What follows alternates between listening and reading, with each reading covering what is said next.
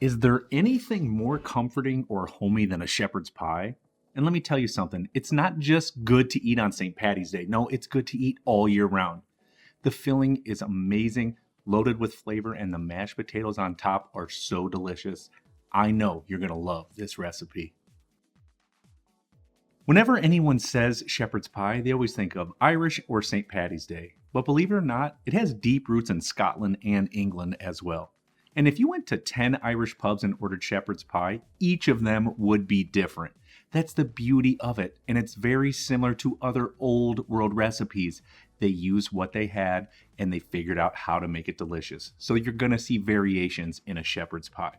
We're going to start off though with a little bit of prep. Sound good? Let's cook. We're going to begin this recipe off by preparing some mirepoix and of course starting with a yellow onion. This one is pretty small, so go ahead and slice off the ends and then slice it in half. Of course, take off that rough outside peel. And then what we want to do is simply roughly chop it at this stage. And the reason that I'm doing this is because I'm going to add it to the food processor to finely mince it. We're going to do the exact same thing, a rough chop on a stalk of celery, followed up by peeling a carrot. This is on the larger side of carrots. You can use a medium one or two smaller ones, up to you. Again, just roughly slice it all the way down.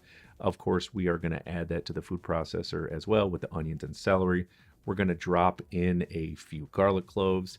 Go ahead and put the top on to the food processor. And what I usually do is just pulse it on high speed. You may need to get in there after a few pulses with a rubber spatula to sort of run down the sides and make sure everything is becoming finely minced. Once it's done, let's take it off and set it to the side. Now, obviously, I'm being a little lazy. I'm using that food processor. If you want a little bit chunkier mirepoix, please feel free to do it. Or if you want to finely mince it by hand using a knife, do it as well. For me, it's all about the processor. Now, here's what we're going to do. Go ahead and take that finely diced mirepoix over to a cooktop in a large saute pan over medium-high heat. I'm going to add in some fat. You could use oil, you could use butter, and better yet, you could use rendered bacon fat or lard. Now add the mirepoix in there. Obviously, it's still in my food processor, so I'm using a spatula to make sure I get every little last morsel into that saute pan. Now, what we're looking to do is sort of saute this. We're not looking for a golden brown. We're not looking for a sweat just to get to the vegetables tender. What we want to do is just saute them. At this point, after about 6 to 7 minutes, we are going to add in some ground lamb. This is exactly what you're supposed to use in a shepherd's pie. So I want to stop really quick and say this. Shepherd's pie uses lamb. Cottage pie uses beef. So if you ever see a shepherd's pie with ground beef in it, you make sure to correct them and say, nope, that's a cottage pie. Now, if you wanted to use more like a stew meat, a lamb stew meat, you could absolutely do that. Same for beef. You want to make a cottage pie, you want beef stew meat, you can for sure do that. I like the ground version. I think it's just easier to eat, and there's a lot of fat in there, provides a lot of flavor. Now, continue to cook the lamb until it's cooked through. It can be lightly brown. That is totally fine. Just move it around the pan so they're nice little individual bite-sized pieces like you see here. And then what we want to do is add in some tomato paste. This is going to add some flavor. This is going to add some body. This is going to add some color. Just mix it in using that rubber spatula, or a regular wooden spoon is totally fine as well, until it's completely combined. But now I'm going to add a little bit of flour in here. I want to make a little bit of a roux here. Now, I'm not trying to make some thin, crazy sauce or even like a gravy that goes in here. No, I just want it to have a little bit of juice. So I'm going to add in some beef stock. It's going to immediately thicken as soon as I stir it. Honestly, it will happen in a matter of seconds. We want it to be almost stew-like. This is the exact consistency that you're going to be looking for. Now, to finish off this recipe, I'm going to add in some finely minced parsley, followed up with some minced fresh thyme, and then of course I'm going to season it up very well with some sea salt and some fresh cracked black pepper. Go ahead and grab your rubber spatula or wooden spoon, whatever you've got, and completely combine all of these ingredients. This will be a delicious filling. Like I always say, you finish with fresh herbs. I promise this is fantastic. Once it's mixed, go ahead and set it to the side. Let me stop really quick and say that obviously I told you there are variations. So the other things you could add in there are peas. I've seen root vegetables like celery root or turnips or parsnips. I've even seen corn. You can absolutely get creative here. This base recipe, this is mine. It's super tasty, really delicious. You don't need anything else, but if you wanted to add it, you could. Now, okay, we're gonna get into the mashed potatoes. Now, I obviously have an amazing mashed potatoes recipe. You can use that if you wanna go all in, but one thing that will stay the same are the procedures. The ingredients and the inside will change, but the procedures are the exact same. Here's how. So in a large pot with boiling water, we're gonna add in some russet potatoes. You could also use Yukons. You could also use red beet potatoes, totally up to you. It's gonna take about 8 to 10 minutes or so while boiling just for the potatoes to cook. And at that point, go ahead and strain them, take them right out of the water. And the easiest way I know how to make the creamiest, smoothest potatoes is by running them through a food mill. If you can't do this, use some hand beaters. Make sure it's really smooth because I'm going to run it through a piping bag. So go ahead and turn on that food mill. And if you don't have a food mill, let me just say you should really invest in one. They're fantastic for doing things like this.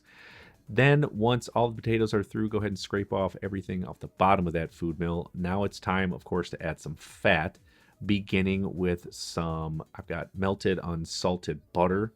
Going to be fantastic in here. I've got a couple of egg yolks next. Believe it or not, that's fat, and it's going to be perfect in this recipe. The next thing I'm going to do is add in a little bit of sour cream. Of course, going to add some fantastic flavors to this.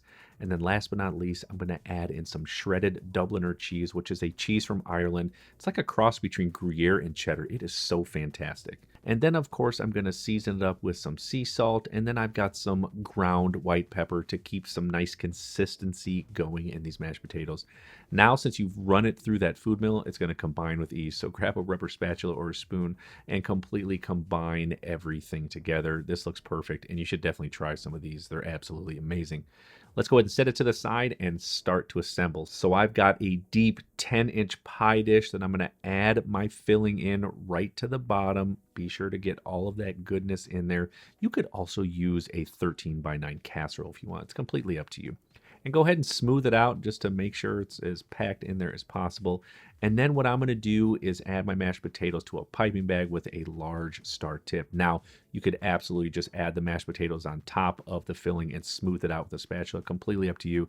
But you know me, I want to make it a little extra pretty, so I'm going to run it through a piping bag and put it all over the top of the filling. And if there are any other gaps of the filling, just go ahead and fill those in with a little bit more mashed potatoes, just like this. Now to top off, I've got some melted unsalted butter. Just sort of shake it on using a pastry brush. This looks fantastic. We're going right over to the oven. We want to cook it on 375 for about 20 to 25 minutes. We want to heat up the filling and toast the tops of those mashed potatoes. Once it's done, let's go ahead and pull it out, let it cool off, and oh my gosh, I cannot wait to get into this. And it just looks so good, and the smells in this kitchen, oh my gosh, to die for. And to my comies, all of my chefs in training, my junior chefs out there, it's all about understanding these fundamental cooking techniques. I can't ever say it enough. You understand these little intricacies of cooking, like how to make a proper shepherd's pie using lamb, not beef, knowing the names of it. You put these simple things into all of your everyday cooking. Oh my gosh, your food will be so much better. I always say it, homemade food from scratch always tastes better. You know what's in it. You're never going to go to the restaurants again because people are going to want to come to your house to eat. It's so good. I promise you, it's going to be amazing. Now we're going to plate up in slow-mo. Really, the only thing you could do is finish this off with some fresh herbs. It could be parsley, rosemary, thyme, or chopped chives. Totally up to you. And man, oh man, check out this beauty.